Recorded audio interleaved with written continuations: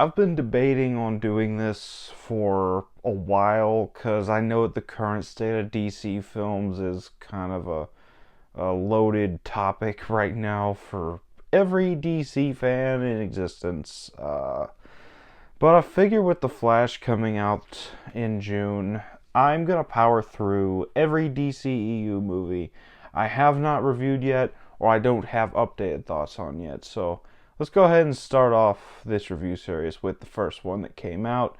Man of Steel was released in 2013, directed by Zack Snyder, starring Henry Cavill, Amy Adams, Kevin Costner, Michael Shannon, and I am a huge Superman fan. I always have been. I believe that the first Superman was the first DC movie I ever saw. It wasn't the first superhero movie I ever saw. The original Spider-Man with Tobey Maguire, it still has that reward. But Superman's always been a very important character to me. When I found out that they were doing another Superman movie, I believe it was August of 2012, one of my friends told me they were making another Superman movie. And I was super excited because we'd gone years without any live action Superman since Superman Returns, and that was 6 years before I heard that news. So I was really excited. I'd followed the production of it pretty much ever since I found out about it. And when I saw this movie in theaters, I was absolutely blown away, and for good reason, because this was a great reintroduction to Superman. So starting off with the good, obviously. I just have a lot to love about this movie, even 10 years later. Damn, this movie's 10 years old. Shit, time is a son of a bitch. Either way, 10 years ago, I believe in June, this movie came out, and honestly, it was a great reintroduction to Superman for me. First of all, you have Henry Cavill as Superman, and I really like Henry Cavill as Superman. I know that some people don't particularly like him. Some people adore him, think that he's the definitive Superman.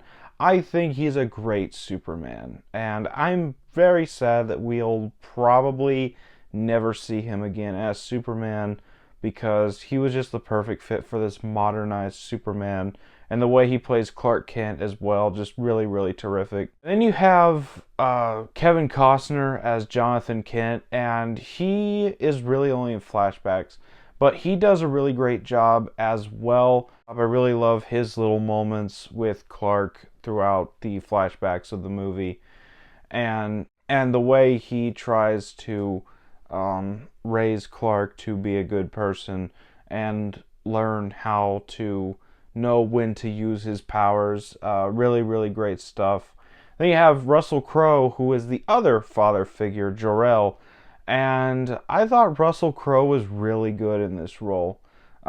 He's no Brando, but Brando was barely in those movies, but Russell Crowe did really great, and I really love the fact that they gave Jor-El a lot more scenes in this movie than they did in the original films. Just really, really great to see Russell Crowe as this serious father figure. And then you have Diane Lane as Martha Kent, and she does a really great job as well. She gets much more to do in the next movie in this series, but she still serves her purpose in this movie, and she has really great chemistry with Henry Cavill. They really do feel like mother and son there. And yes, this has been the point of debate between a few people who have watched this movie, and that's the portrayal of Lois Lane by Amy Adams. Some people say that she's too uppity or something. I thought she did a fine job, and I really liked her chemistry with Henry Cavill in this movie. I thought that she just had a fun screen presence, and I really, really liked the way that she was handled in this movie. I'll get a little more into some handlings of her in the next movie later on, but she still does a fine job in this movie. And you have the other supporting character from the same area, and that's Lawrence Fishburne as Perry White. He does a really great job as well. He's a fun screen presence. I just love Lawrence Fishburne. Like I said in the John Wick reviews, he just shows up, does his best, has fun with the role, goes home. And it's no exception here. Does a really great job here. And then you have the villain of this movie, and that is General Zod, played by Michael Shannon. And he does an absolutely terrific job. He's easily still top three DCEU villains of all time. I wouldn't put him at number one simply because of my bias towards one of the later villains in this franchise. But he still does a really great job. Really menacing, really condescending. He takes the intensity that Terrence Stamp had in the original Superman 2 and honestly makes it a little better in my opinion. And then you have the other villain, who is the character of Feora, and the actress who plays her does a really great job as well. She's a real badass. I really love her fight scenes with Superman, especially in the Smallville battle scene. And that's another great thing about this movie is the action pieces are absolutely terrific.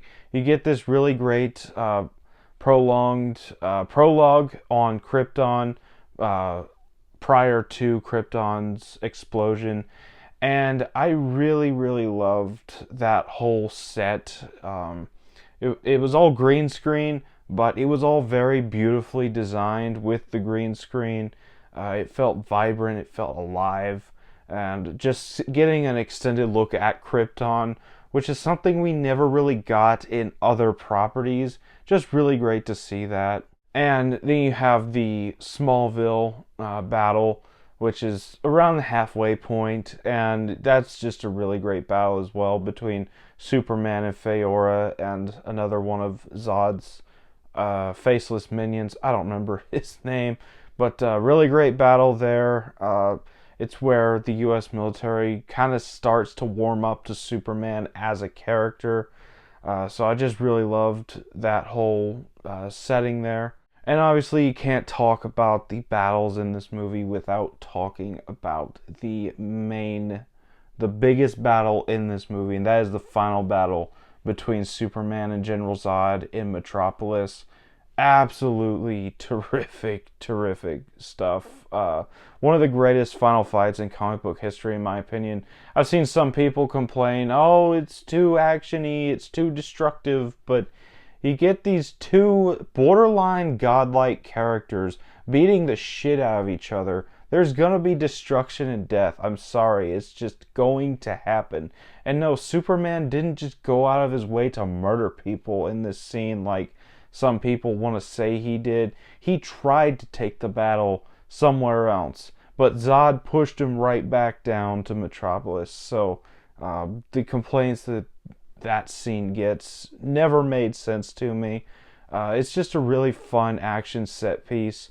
And then you have the story to this movie, and I really enjoyed the story. It's a really nice reintroduction to Superman. Like I said, it's an origin story, but it doesn't waste the entire first half of the movie explaining his childhood, his teenage years. It shows him throughout different points of his life at different points in the movie. It's all chopped up and there's flashbacks and stuff, and I think that works really well. There's really no slow scenes aside from a little bit of scenes which I'll talk about later. But I just really love the story. Hans Zimmer's score is absolutely terrific. Unpopular opinion, I honestly prefer Hans Zimmer's Superman theme over John Williams' Superman theme. And I know that's sacrilegious because I love John Williams' Superman theme. But Hans Zimmer was just different, I guess. I just really, really loved his Superman theme here. It also accompanied my favorite scene in the movie where Superman learns to fly, his first flight scene. Just really, really terrific scene accompanied by an amazing score. Yeah, this is just a really great movie, but that's about all for the good. On to the bad.